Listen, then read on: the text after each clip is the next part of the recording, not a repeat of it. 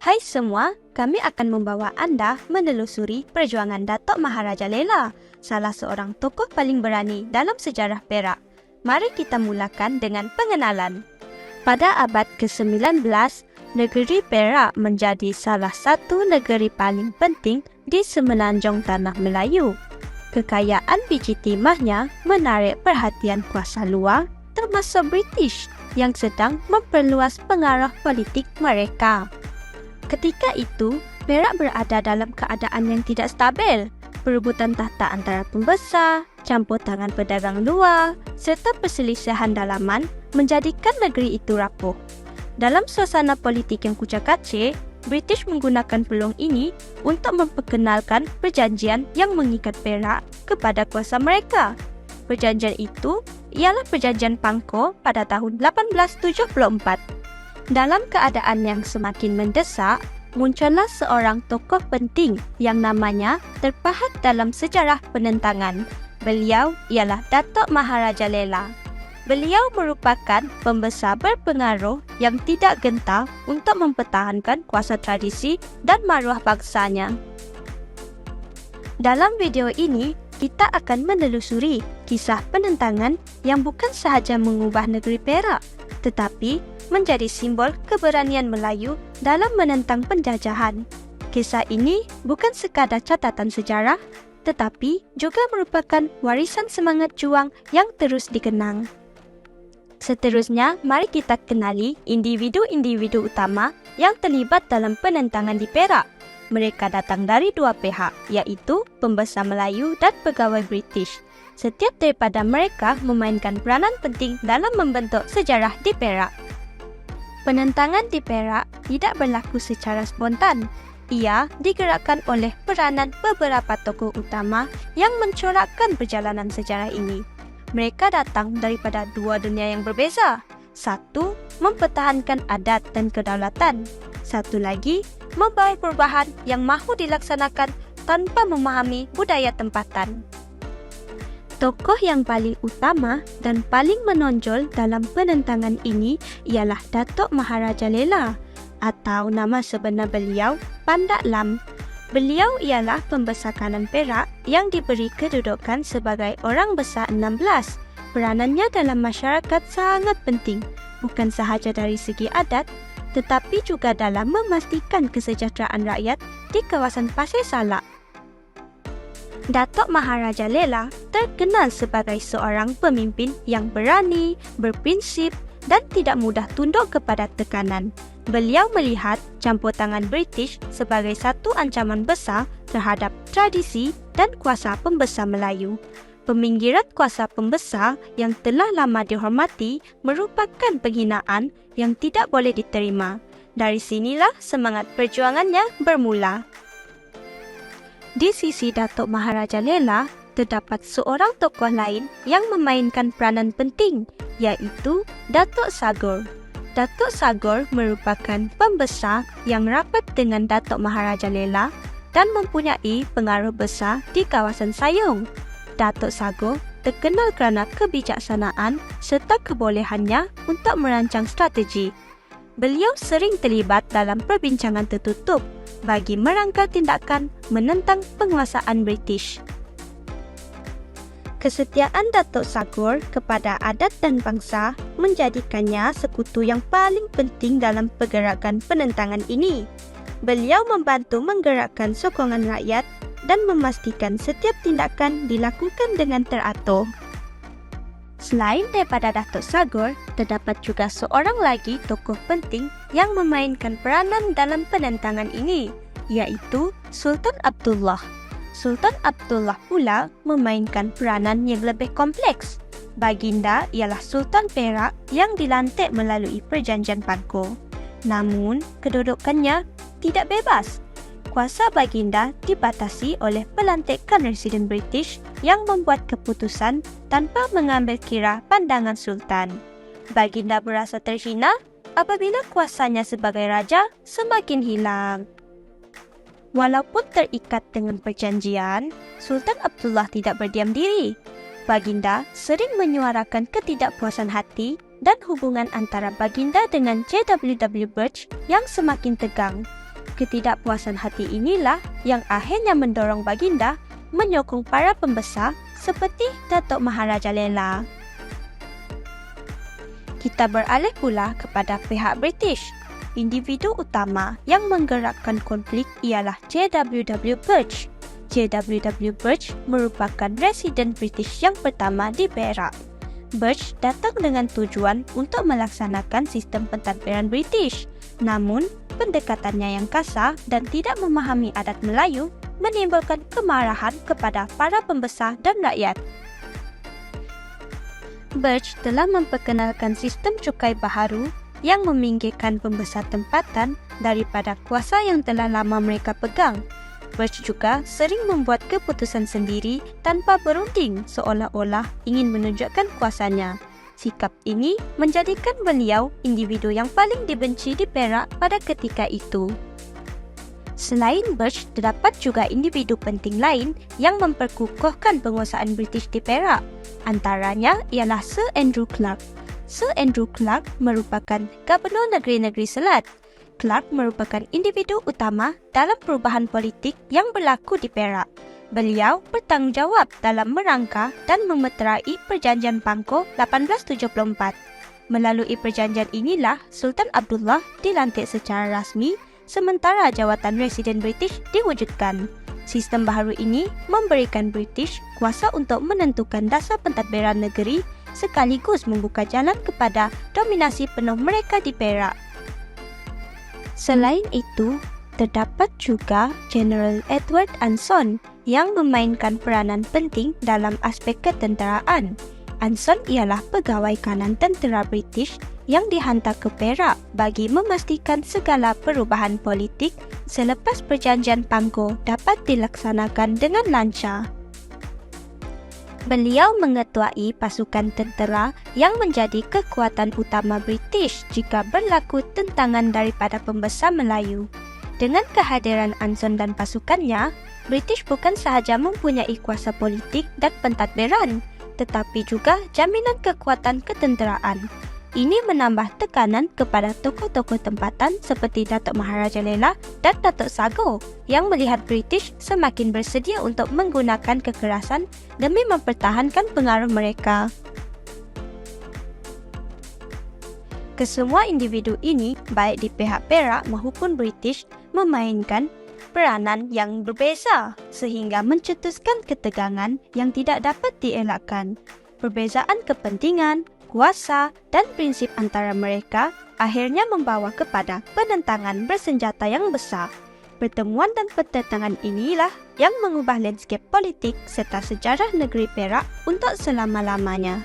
Baiklah semua, dalam segmen 3.0 ini, kita akan membincangkan tentang salah satu peristiwa paling penting dalam sejarah Perak, iaitu penentangan terhadap pentadbiran British pada tahun 1875. Kita akan melihat bagaimana campur tangan British dalam urusan tradisi Melayu, pelaksanaan dasar cukai baharu, dan tindakan kasar J.W.W. Birch telah mencetuskan kemarahan pembesar tempatan. Daripada punca penentangan kepada perancangan pembunuhan Birch sehinggalah tercetusnya Perang Perak dan keputusan perbicaraan. Inilah kisah lengkap bagaimana maruah dan kuasa tempatan yang kita cuba mempertahankan.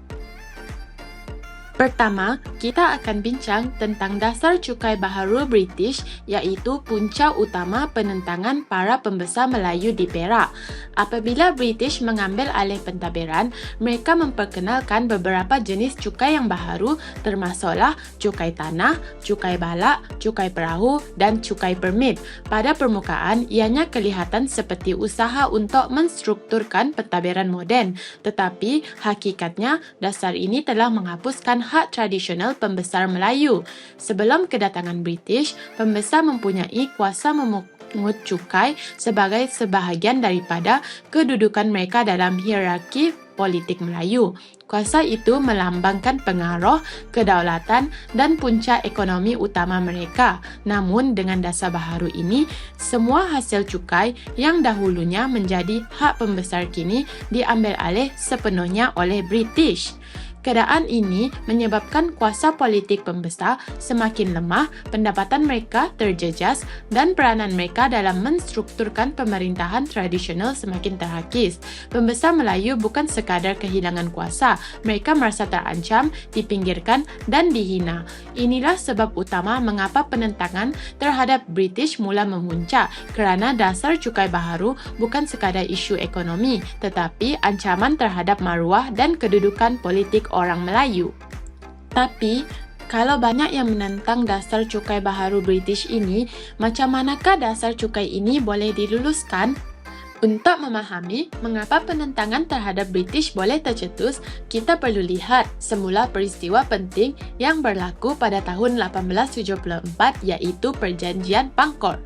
Perjanjian ini dimeterai pada 20 Januari 1874 antara Raja Muda Abdullah yang berkuasa di Hilir Perak dan Sir Andrew Clark, Gubernur Negeri-Negeri Selat. Melalui perjanjian ini, Raja Muda Abdullah akhirnya diangkat menjadi Sultan Perak dengan sokongan beberapa pembesar seperti Temenggong, Menteri Ngah Ibrahim, Laksamana, Dato' Sangoh, Raja Bendahara, Shah Banda dan Raja Mahkota. Namun, di sebalik pelantikan ini, terdapat syarat besar yang perlu diterima, iaitu Fasal ke-6 Perjanjian.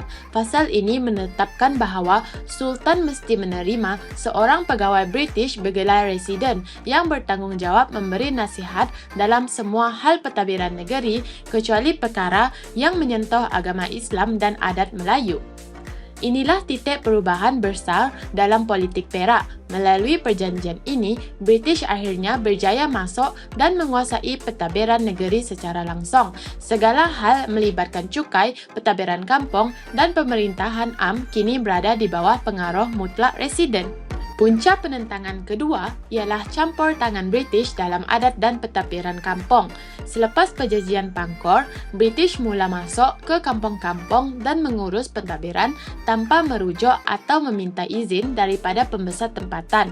Mereka mengubah sistem tradisional yang telah digunakan turun-temurun termasuklah pengurusan buruh, kutipan hasil dan pentadbiran tanah. Akibatnya, pembesar Melayu kehilangan kuasa membuat keputusan dalam urusan rakyat dan adat, sedangkan kuasa itu merupakan asas kedudukan mereka dalam struktur pemerintahan Melayu. Lebih daripada itu, tindakan British pula dianggap tidak menghormati adat, budaya dan hierarki sosial orang Melayu. Cara mereka masuk ke kampung tanpa protokol, memberi arahan secara kasar dan menolak peranan pembesar telah menimbulkan rasa terhina dan tercabar. Campur tangan yang tidak sensitif ini menjadikan hubungan antara British dan pembesar Perak semakin tegang, sekaligus menguatkan tekad mereka untuk menentang pentadbiran residen yang dianggap melampaui batas. Punca ketiga penentangan berpunca daripada sikap dan tindakan J.W.W. Birch sendiri yang dianggap biadab dan tidak menghormati adat Melayu. Birch sering masuk ke kampung tanpa memaklumkan pembesar, memberi arahan secara kasar dan tidak memahami adat serta protokol tempatan. Beliau turut melaksanakan dasar baharu seperti pengurusan buruh, kutipan hasil dan perubahan sistem pentadbiran tanah tanpa berbincang. Akibatnya, pembesar Melayu hilang kuasa manakala Birch pula dilihat semakin mendominasi pemerintahan negeri. Sikapnya yang keras, tidak sensitif dan angkuh inilah yang membuatkan pembesar berasa terancam, dipinggirkan dan dihina. Ketidakfahaman Birch terhadap budaya dan adat Melayu akhirnya menjadi pemangkin utama kepada penentangan terhadap British di Perak. Birch juga menentang amalan perhambaan hutang yang ketika itu masih wujud di Perak. Beliau membantu golongan yang tertindas untuk keluar dari negeri, tetapi tindakan ini tidak meningkatkan popularitinya di kalangan penduduk tempatan. Kesemua sikap dan dasar Birch yang keras, tidak sensitif terhadap adat dan budaya Melayu inilah yang memuncak kemarahan pembesar, seterusnya menjadi pemangkin kepada penentangan terbuka terhadap British. Reaksi para pemerintah tempatan terhadap tindakan Birch menunjukkan ketegangan yang semakin meningkat. Sultan Abdullah bersama pembesar Hilir Perak merupakan antara yang paling tidak senang dengan kehadiran residen. Akibatnya, mereka mula memikirkan cara untuk menyingkirkan residen British yang mengganggu hak mereka. Golongan seperti Raja Ismail dan pengikutnya juga tidak menyukai kehadiran Birch. Datuk Maharajalela, seorang pembesar hulu perak yang berani, menegaskan bahawa beliau tidak akan menerima sebarang arahan daripada residen.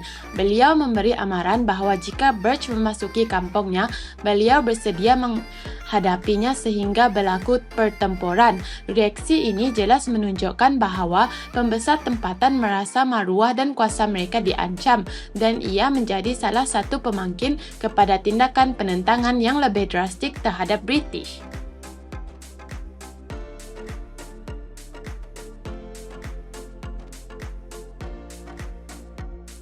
Penentangan terhadap British memuncak apabila para pembesar perak mengadakan suatu mesyuarat sulit di Durian Sebatang. Bagi pembesar tempatan, J.W.W. Birch merupakan ancaman terbesar. Dasar cukainya yang menekan, tindakannya menghapuskan hak pembesar serta sikapnya yang tidak menghormati adat Melayu membuatkan mereka tidak lagi sanggup bertolak ansur.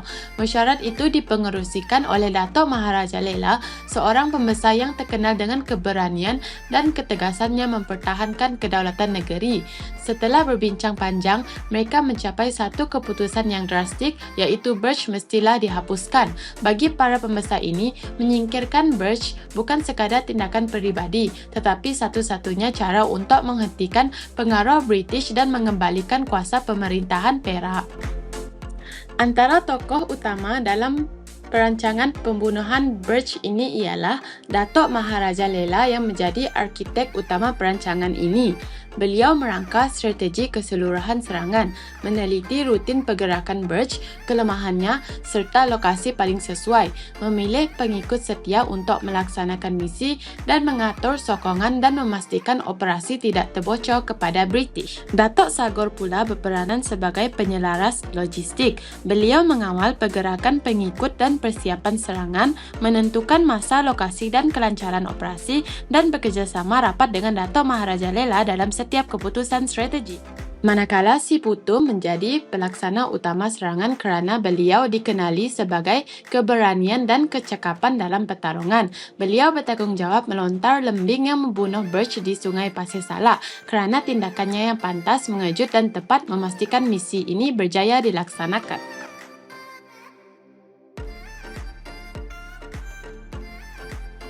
Pagi 2 November 1875 menyaksikan detik penting dalam sejarah Perak. J.W.W. Birch bersama pegawai British tiba di Sungai Pasir Salak menggunakan sampan dengan tujuan untuk menyerahkan notis rasmi berkaitan kutipan cukai dan pentadbiran. Birch memilih untuk berada di kawasan rumah mandi di tepi sungai tanpa membawa ramai pengawal. Beliau yakin kawasan itu selamat dan tidak menjangka bahaya sedang menunggu. Keangkuhan dan sikap kurang berhati-hati ini menjadi titik permulaan kepada rancangan pembesar Perak untuk menamatkan pengaruh British di negeri mereka.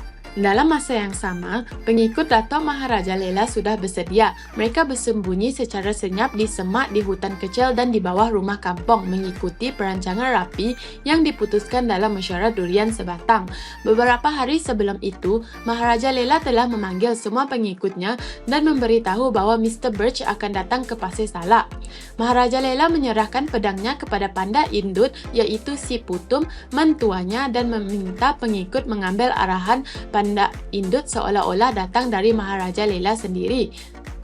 Ketika Birch sedang mandi dan bersiap di pondok tepi sungai, Si Putum pun bertindak. Dengan pantas, beliau menerjah ke arah pondok dan melontarkan lembing tepat mengenai Birch. Pada masa yang sama, seorang juru bahasa sedang menampal salinan notis rasmi ketika Si Putum merobeknya. Apabila juru bahasa itu menentang, Si Putum menancapkan lembing ke arahnya sambil menjerit, "Amok, amok!"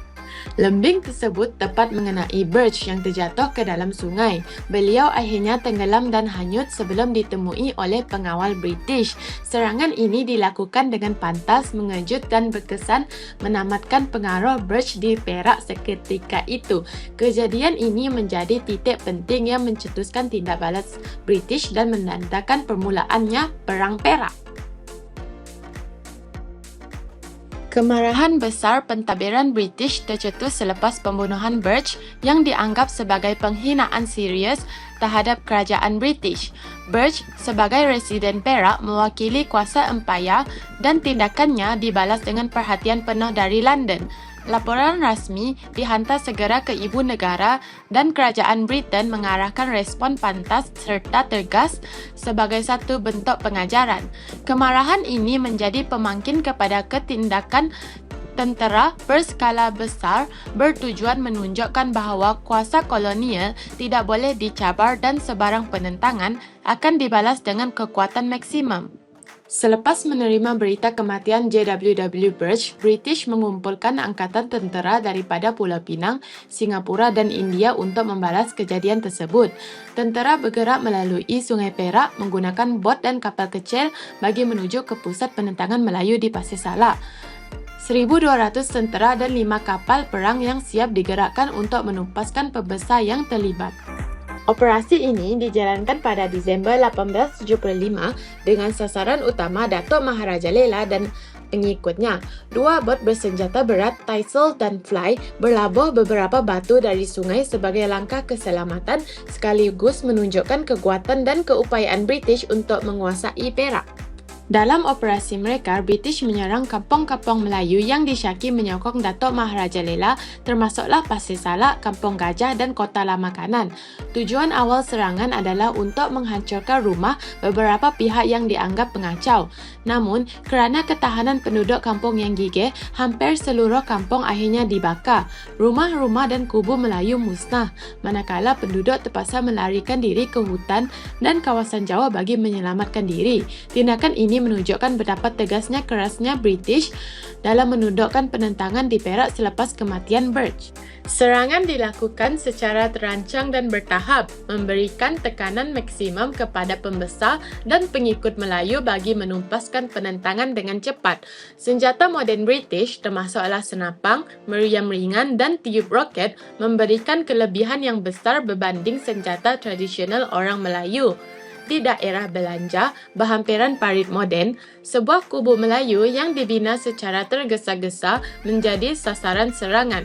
Musuh menembak 2 atau 3 lontaran dan pada masa yang sama, sebuah meriam dan tiub roket dibawa ke posisi yang sesuai. 2 pusingan tembakan meriam dan 1 pusingan tembakan kes khas dilepaskan ke kubu, diikuti dengan 2 roket. Beberapa pusingan senapang Martini Henry juga dilepaskan, memperlihatkan kuasa senjata moden yang mampu menundukkan kubu Melayu secara cepat.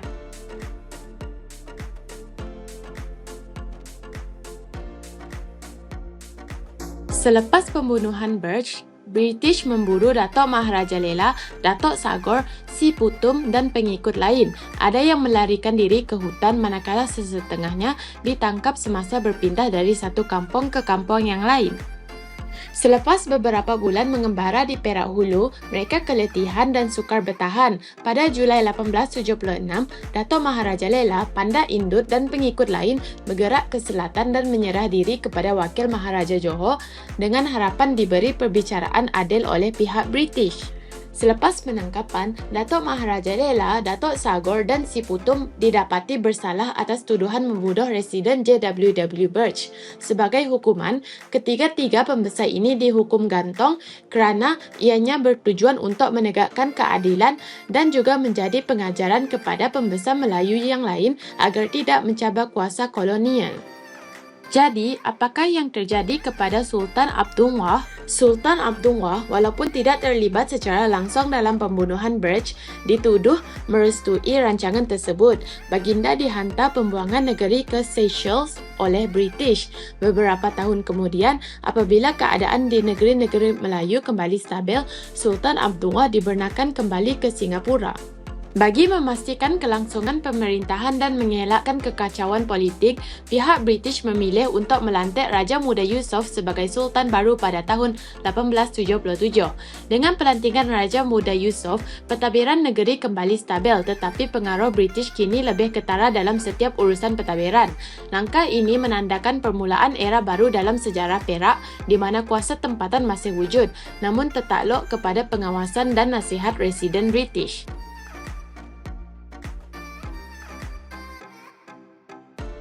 Seterusnya, tindak balas masyarakat tempatan. Penentangan terhadap British pada tahun 1875 bukan sahaja digerakkan oleh pembesar Perak, tetapi turut disokong sepenuhnya oleh masyarakat tempatan. Kebangkitan rakyat ini memperlihatkan betapa kuatnya kesedaran mereka terhadap ancaman campur tangan yang asing yang menggugat adat, kuasa tradisi dan kehidupan harian. Pasir Salak menjadi simbol perpaduan dan keberanian masyarakat Melayu dalam mempertahankan tanah air. Masyarakat Melayu Perak menunjukkan solidariti luar biasa terhadap perjuangan yang dipimpin oleh Datuk Maharaja Lela. Apabila dasar-dasar baharu British mula mencabar kuasa tradisi pembesar serta masuk campur dalam urusan kampung, rakyat mula menyedari bahawa kedatangan British sebenarnya membawa ancaman jangka panjang. Mereka bangkit dengan satu suara yang sama, iaitu dengan mempertahankan maruah, adat dan kedaulatan negeri. Sokongan ini merangkumi semua lapisan masyarakat, menunjukkan penentangan Perak bukan hanya konflik pembesar, tetapi perjuangan seluruh rakyat. Kampung-kampung sekitar Pasir Salak bergabung tenaga membina kubu-kubu pertahanan untuk menghadapi kemungkinan serangan balas British. Pembinaan kubu dilakukan secara gotong royong dengan menggunakan kayu, buluh dan bahan tempatan, menunjukkan kebijaksanaan masyarakat Melayu menyesuaikan strategi dengan keadaan sekeliling. Selain itu, masyarakat juga menyediakan makanan, air dan kelengkapan asas kepada para pejuang. Lelaki dewasa melatih diri dengan senjata tradisional, manakala wanita pula memainkan peranan penting dalam menyediakan logistik dan menjaga keselamatan keluarga. Penentangan ini benar-benar menjadi usaha kolektif seluruh kampung. Berita tentang tindakan kasar Birch dan dasar British yang tidak sensitif terhadap adat tempatan tersebar luas ke seluruh Perak dalam jangka masa yang singkat. Sentimen anti penjajah mula mengakar dalam minda masyarakat apabila mereka melihat pembesar tempatan kehilangan kuasa dan hak diwarisi sejak turun-temurun. Penentangan di Pasir Salak mencetuskan gelombang kebangkitan di negeri-negeri lain, termasuklah Pahang, Kelantan dan Negeri Sembilan yang turut memandang campur tangan British sebagai ancaman kepada identiti dan kedaulatan negeri-negeri Melayu. Ini menjadikan penentangan Perak sebagai pencetus kepada kebangkitan politik awal di Tanah Melayu. Peristiwa penentangan masyarakat Perak meninggalkan impak besar dalam membentuk kesedaran politik masyarakat Melayu. Melalui pengalaman ini, rakyat mula memahami pentingnya perpaduan dalam mempertahankan hak dan tanah air. Selain itu, penentangan ini juga memperlihatkan bagaimana masyarakat sanggup menanggung risiko demi mempertahankan identiti bangsa. Impaknya berlanjutan kepada generasi seterusnya apabila semangat ini berkembang menjadi asas kepada nasionalisme Melayu pada awal abad ke-20. Kesedaran tersebut akhirnya menjadi pemangkin kepada perjuangan menuntut kemerdekaan negara. Perjuangan Datuk Maharaja Lela tidak hanya dilihat sebagai reaksi politik, tetapi sebagai lambang keberanian dan ketegasan masyarakat Melayu dalam mempertahankan kedaulatan mereka. Walaupun penentangan itu dipatahkan oleh British, keberanian tokoh dan rakyat Perak terus menjadi contoh tentang betapa tingginya nilai jati diri dan kesetiaan mereka terhadap tanah air. Peristiwa ini turut membuka mata masyarakat tentang kelemahan kuasa tradisional apabila menghadapi campur tangan luar, sekaligus menggerakkan perubahan dalam pemikiran politik orang Melayu.